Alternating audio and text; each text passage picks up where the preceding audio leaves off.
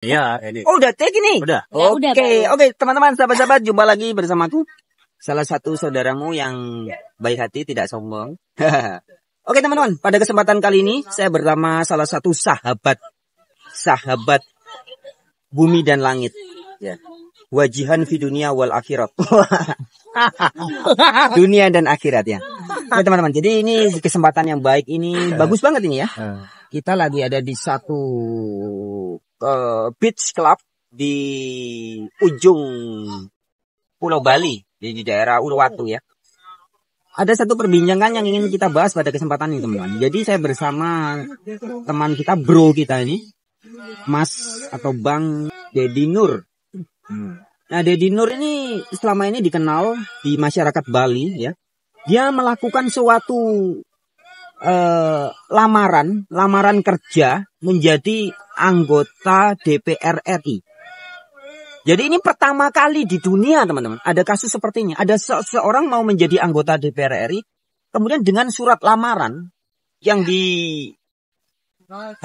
atau diberikan kepada rakyat langsung ya, ke pintu-pintu begitu ya, Mas Dedi ya. Ya. Ketemu langsung face to face, memberi surat lamaran, kemudian memberikan presentasinya, mengapa harus menjadi anggota DPR RI, mengapa supaya rakyat bisa menerima beliau menjadi anggota DPR RI. Oke deh, langsung saja.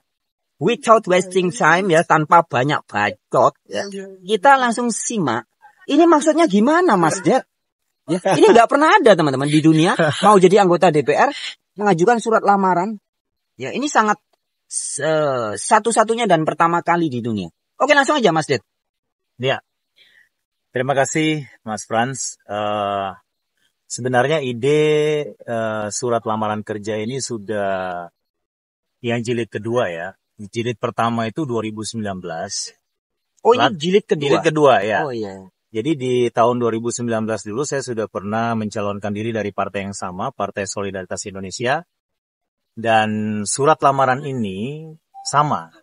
Cuman ada beberapa modifikasi karena program perjuangan PSI ini kan di tahun 2019 sama tahun 2024 ini ada sedikit perbedaan. Kalau sekarang di tahun 2019 ini PSI secara bersemangat ya, kita ingin memperjuangkan agar undang-undang perampasan aset ini segera disahkan. Oh iya. Nah, surat lamaran ini menjadi penting karena saya percaya bahwa cara-cara yang terhormat untuk mendapat suara rakyat itu harus kita tampilkan. Itu harus kita promosikan. Jadi untuk menjadi anggota dewan yang terhormat, cara dari awal pun harus dilakukan dengan cara-cara yang terhormat. Ya, betul. Iya. Jadi mau menjadi pelayan masyarakat, pertama pun benar-benar menawarkan diri melalui lamaran itu sebagai pelayan masyarakat. Ya. Jadi cara ini menurut saya, menurut hasil pemikiran saya, dengan cara melamar pekerjaan langsung kepada rakyat Bali, mereka nanti bisa mengevaluasi bahwa caleg ini atau kandidat ini memang layak untuk kita pilih atau tidak. Karena di dalam surat lamaran itu saya menulis tentang siapa saya secara singkat. Kemudian saya juga menulis tentang apa sih sebenarnya peran dan fungsi dari DPR itu, jadi peran dan fungsinya, kerjanya, tugasnya apa dan segala macam. Jadi segala macam itu sebelumnya mengedukasi secara tidak langsung mengedukasi masyarakat pemilih, juga ya. Ya, betul. Pemilih untuk menjelaskan sebenarnya tugas fungsi DPR itu apa. Yes. Jadi memang itu yang menjadi target utama kita. Bahwa pertama-tama masyarakat ini harus tahu dulu siapa yang akan mereka pilih dan apa saja yang menjadi program perjuangan mereka nanti ketika terpilih di parlemen. Kalau di PSI, seperti yang saya sampaikan di awal tadi itu, ada dua agenda besar sebenarnya yang ingin kita loloskan di parlemen itu. Pertama, kita ingin agar BPJS gratis. Nah, BPJS gratis ini sebenarnya argumentasinya argumentasi konstitusional. Karena di dalam Undang-Undang Dasar itu sudah disebutkan bahwa pelayanan kesehatan itu memang menjadi hak seluruh warga negara. Iya, betul. Nah, itu BPJS gratis. Iya. Yang kedua, undang-undang perampasan aset tadi. Nah, kita tahu di Indonesia ini kan korupsi sudah menjadi sesuatu yang mungkin biasa saja karena semua orang melakukan itu. Iya, betul. Jadi kita ingin di PSI itu perilaku-perilaku korup seperti politik uang dan segala macam itu kita tidak sama sekali tidak tidak mengharapkan itu. Kita tidak mau politik uang. Kita menolak politik uang. Sama sekali tidak boleh ada politik uang. Ya. Dari tingkat manapun. Dari semua level. Karena dari sana semua jenis korupsi itu akan kita lihat. Karena ketika masyarakat misalkan menerima amplop atau menerima apapun pemberian dari caleg itu dalam bentuk uang atau dalam bentuk sembako atau dalam bentuk apapun untuk ditukarkan dengan suara, itu yang menjadi masalah sebenarnya. Nah, di PSI kita nggak mau itu. Saya makanya melakukan pendekatan dengan melamar kerja itu dengan harapan bahwa saya benar-benar ingin bekerja untuk masyarakat Bali. Itu poinnya. Di mana-mana orang yang mau bekerja itu dia melamar. Ya. Jadi dia melamar pekerjaan itu, dia melamar. Bagi-bagi amplop. Bukan. Bagi-bagi amplop untuk beli suara. Ya itu namanya bukan melamar ya. Bukan. Jadi itu namanya menyogok rakyat itu. Menyogok. Nah, kita nggak mau itu. Di PSI ini sebenarnya karena kita partai baru juga, kita ingin menawarkan satu pendekatan politik yang berbeda gitu. Jadi politik itu harus benar-benar tampil sebagai sebagai satu wadah penting buat masyarakat kita ini, sehingga mereka ke depannya itu tidak salah memilih siapa kandidat yang harus mereka utus ke parlemen. Iya kan? Nah, karena kita ini baru, anak-anak muda, anak-anak yang tidak pernah terlibat di politik praktis, kemudian kita terlibat di politik praktis ini karena memang ada faktor Jokowinya. Jadi Jokowi ini sebagai sebagai inspirasi buat kita di PSI. Iya, benar-benar. Ya kan? Makanya kita di PSI juga ada semacam semacam wacana. Wacana ini bukan hanya wacana saja, tapi sudah menjadi bagian dari gerakan politik yang dibangun oleh PSI, yaitu Jokowisme gitu. Jokowisme. Ya, Oke. Itu. Sorry Mas Dedi, sebelum kita lanjut dengan perbincangan yang lebih menarik nanti ya. Kiranya bisa diperkenalkan juga kepada sahabat-sahabat pemerhati channel Warta Kabar Baik dan juga siapapun yang menyimak video ini yang mungkin nanti dibagikan kepada sanak, family, teman-teman, tetangga, handai, tolan dan sebagainya. Mas Dedi ini, Dedi Nur ya, di Bali ini di PSI sebagai apa? Masih bilang posisinya sebagai ketua apa begitu ya? Sahabat-sahabat tulisan. Silakan Mas. Oke. Kalau di PSI saya sekarang diberi mandat untuk menjadi ketua biro. Jadi ketua biro ideologi dan kaderisasi. Wes, keren ya. Nah, ketua biro biro ideologi dan kaderisasi. Jadi ini fundamental banget ya. Iya. Dasar benar-benar ya. Ketua biro ideologi dan kaderisasi Bali. Ya. Oke, silakan. DPWC Bali. Ya, lanjut Mas. Jadi peran dan fungsi dari ketua ideologi ini sebenarnya kita lebih banyak berdiskusi, kita lebih banyak berbicara tentang konsep-konsep demokrasi, konsep-konsep politik, ya kan? Jadi suaranya kurang keras. Suaranya lebih keras. Ya. Nanti jadi diedit. kurang ya itu. Jadi kita ingin di partai politik ini lebih banyak membicarakan hal-hal yang sifatnya fundamental tadi. Jadi berbicara tentang ide-ide demokrasi, berbicara tentang ideologi, berbicara tentang konsep-konsep politik yang pernah ada di dunia ini. Kita berbicara banyak hal gitu. Banyak hal yang bisa kita diskusikan di dalam biro ideologi ini. Terutama terkait dengan apa yang terjadi saat ini. Misalkan ada banyak isu-isu politik yang terjadi di Indonesia itu bisa kita diskusikan. Iya kan? Misalkan tentang kontestasi politik yang memanas karena ada calon presiden yang dianggap bermasalah dan segala macam, itu bisa kita diskusikan gitu panjang lebar. Nah, sekaligus di biro saya ini kita juga melakukan kaderisasi. Kita merekrut orang-orang yang tertarik terhadap gerakan-gerakan politik yang dibangun oleh PSI. Iya. Jadi mereka yang tertarik, yang ingin terlibat di dalam politik PSI itu kita rekrut. Jadi mereka memang pertama tertarik dengan PSI itu karena banyak faktor. Kalau sekarang faktornya lebih banyak kepada faktor Kaesang. Iya. Jadi masuknya Kaesang di dalam barisan PSI itu langsung membuat orang terkesima, gelora beda itu. Ya, itu partai Fahri-Hamzah itu. Oh iya. Tapi gelora juga keren. Terpukau, istilahnya benar-benar orang terkejut ya. Orang terkejut dengan sosok munculnya Kaisang Iya. ini ya, dan itu membuat PSI cukup semakin populer ya di kalangan anak-anak muda khususnya. Ya, jadi memang untuk suatu perubahan itu yang dibutuhkan kan memang bukan harta materi, tetapi ide ya. Ide itu yang bisa mengubah peradaban dunia. Jika suatu ide itu betul-betul bisa dianggap sangat masuk akal, realistis dan nyata, itu bisa menimbulkan suatu pergerakan yang mengubah budaya, tradisi dan masyarakat ya. Ya, jadi silakan.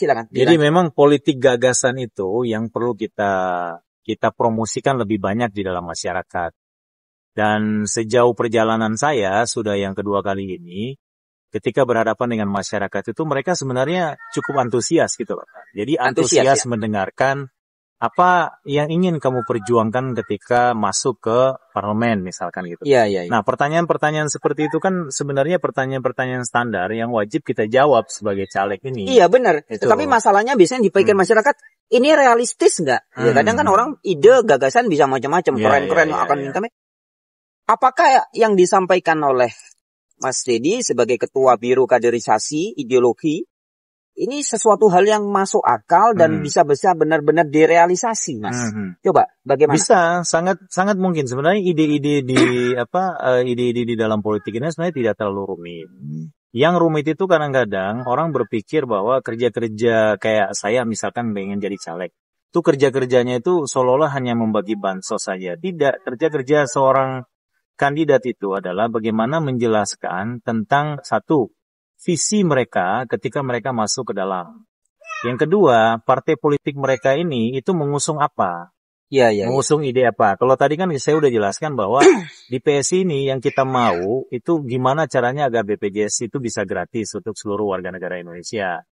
Terus yang kedua, gimana agar undang-undang perampasan aset ini yang sudah mandek sejak hampir 10 tahun terakhir ini itu bisa segera disahkan. Apa masalahnya? Mungkin karena terlalu kompleks gitu loh. Kita nih orang-orang yang baru terlibat di dalam politik ini tidak mengerti apa alasan dibalik mandeknya undang-undang ini misalkan disahkan. Atau mungkin terlalu banyak masalah di DPR misalkan gitu kan. Atau keterkaitan atau mungkin kepentingan orang-orang yang ada di DPR itu terlalu besar, ya kan? Sehingga undang-undang ini mungkin akan berpotensi mengganggu aktivitas mereka misalkan gitu. Ya, kerja-kerja mereka. Nah, inilah sebenarnya yang menjadi agenda besar saya, datang ke masyarakat, menjelaskan ke masyarakat bahwa jangan terima uangnya sama sekali. Kalau bisa itu ajak caleg-caleg itu tuh untuk ya berdebat kalau bisa gitu. Ajak mereka diskusi tentang program-program mereka. Apakah mereka nanti satu waktu ketika masuk bisa menerjemahkan program itu secara tuntas atau tidak, gimana caranya, pendekatannya gimana. Jadi adu ide, adu gagasan, mana yang realistis, mana yang bisa segera aplikasikan atau hanya sebuah janji-janji itu harus jelas ya. Kalau saya sih sebenarnya dengan surat lamaran ini saya tidak ingin berjanji. Saya ingin melamar. Kan belum tentu juga diterima, ya kan? Belum tentu juga diterima oleh masyarakat, dipilih oleh masyarakat misalkan gitu, walaupun surat lamaran sudah kita jelaskan macam-macam di dalam itu. Sekarang tinggal bagaimana pendekatan kita ke masyarakat tentang agenda-agenda politik yang akan kita perjuangkan nanti ketika masuk. Itu aja. Jadi kalau masyarakat benar-benar paham, tulus. Kalau memang oleh masyarakat diterima, oleh semesta diizinkan, lanjut. Masyarakat nggak mau nerima pun, kita lanjutkan. Tulus. Jadi nggak ada. Keren. Jadi inilah sebenarnya bentuk partisipasi politik kita sebagai warga negara itu. Dalam Undang-Undang Dasar itu kan setiap warga negara berhak untuk dipilih dan dipilih dan memilih gitu. Nah, saya menggunakan hak itu, ya kan, lewat partai politik tentu saja, karena partai politik ini kan sangat penting di dalam sistem demokrasi. Sebagai suatu mesin penggerak. Sebagai kendaraan. Kendaraan. Sebagai kendaraan politik. Nah, kalau kita nggak punya kendaraannya, gimana caranya kita mau nyampe ke gedung parlemen misalkan gitu kan? Makanya partai politik ini menjadi sangat penting, dan saya kira anak-anak muda yang mendengarkan video ini, ya terlibatlah kalian di politik. Karena Indonesia ini butuh banyak anak-anak muda progresif, ya kan? Yang punya semangat, yang punya ide, yang punya yang punya cita-cita gimana caranya Indonesia ini ke depan menjadi bangsa yang jauh lebih potensial, jauh lebih baik, jauh lebih produktif dan macam-macam. Iya. Karena anak-anak muda ini kan mereka cenderung apatis dengan politik itu. Iya. Karena Benar. politik itu yang mereka lihat selama ini politik politik Iya. yang terlalu berbiaya mahal. Benar. Juga Betul. ada lagunya siapa dia? Iwan Fals itu apa? Siapa dia? Tak selamanya politik itu kejam gitu ya. Nah, benar ya Mas Dede? Ya. Jadi politik itu kan netral sebenarnya. Tergantung siapa yang melakoninya. Ya. Tergantung aktornya. Ya, tergantung aktornya, Ya, benar-benar. aktornya. Politiknya itu netral. Ya. Ya, netralnya. Aktornya baik, tulus, ikhlas, ya politik akan menjadi sebuah kendaraan yang sangat bagus. Iya. Tapi kalau memang sudah ada niatan yang nggak baik atau niatan negatif, dan selama ini memang terkesannya politik itu ya seperti itu ya, kurang bagus, busuk, kejam, ngeri, dan semacam itu. Nah, mungkin melalui orang-orang yang tulus seperti Mas Ded dan rekan-rekan yang ada di PSI ini ya, semoga anak-anak muda bisa memahami bahwa politik itu sangat bagus jika disentuh dengan pendekatan-pendekatan yang didasari dari jiwa yang memang baik, ya. Jiwa yang murni, jiwa yang jujur, ngomong apa adanya ya karena memang begitu adanya. Tidak menjual janji-janji manis saja gitu ya Mas Ded. Oke, silakan. Ada lagi yang mau disampaikan Mas Ded? Mas Ded, saya manggilnya Mas Ded kayak podcast sama Deddy Kobusier aja ya. Enggak ya. Oke. Ini bisa jadi calon the next president sahabat-sahabat. Iya. Oke, silakan lanjut. Mas. Kalau the next president mungkin masih jauh ya. Yang jelas mengarah ke sana mungkin ada. Yang jelas buat saya sekarang dengan terlibat di dalam politik dan terlibat di Partai Solidaritas Indonesia, yang saya harapkan itu keterlibatan aktif dari anak-anak muda sebenarnya. Anak muda yang karena, aktif. Ya, anak-anak muda ini ya masa depan. Iya benar. Jadi masa depan ini yang harus kita persiapkan sebenarnya. Kalau yang udah tua seperti saya masih berjiwa muda gimana? Oh, itu boleh juga. Jadi anak muda di sini bukan dalam arti usia ya, tapi muda dalam makna jiwa, semangat. Ya. Jadi anak-anak muda itu maksudnya itu bukan sekedar usia saja, tetapi muda dalam spirit, muda dalam pikiran, dan muda dalam setiap. Jadi muda ini kan progresif gitu. Progresif, ya benar. Itu yang kita perlukan, anak-anak muda yang progresif itu. Nah, bangsa ini karena bangsa kita ini sedang menuju ke cita-cita emas di tahun 2045, harapan kita yang ada saat ini anak-anak muda yang memang ingin terlibat di dalam partai politik saat ini, ya sudah saatnya masuk ke partai politik, karena kita punya partai politik 18 gitu kan. 18 partai politik di Indonesia ini, kalian bisa masuk di partai yang menurut kalian itu tersambung dengan jiwa. Oh iya, sesuai dengan jiwanya dengan semangat kalian. Jadi ini keren nih. Mas Deddy ini dari saat ini bergabung di PSI ya. Tetapi beliau mengatakan bahwa jika sahabat-sahabat yang masih muda dan ingin berjiwa muda seperti saya, mau menuangkan, mengekspresikan semangatnya, silakan pilih di partai politik manapun. Tetapi yang sesuai dengan passion, sesuai dengan jiwa Anda, sesuai dengan spirit dan soul-nya. Jadi tidak harus, nah ini menarik. Dari kader PSI, tapi tidak menganjurkan, ayo ikut PSI, tidak. Ya, tapi artinya aktiflah, kesadaran berpolitik ya, beradu ide, beradu gagasan. Ini keren. Oke, silakan Mas Deddy, lanjut.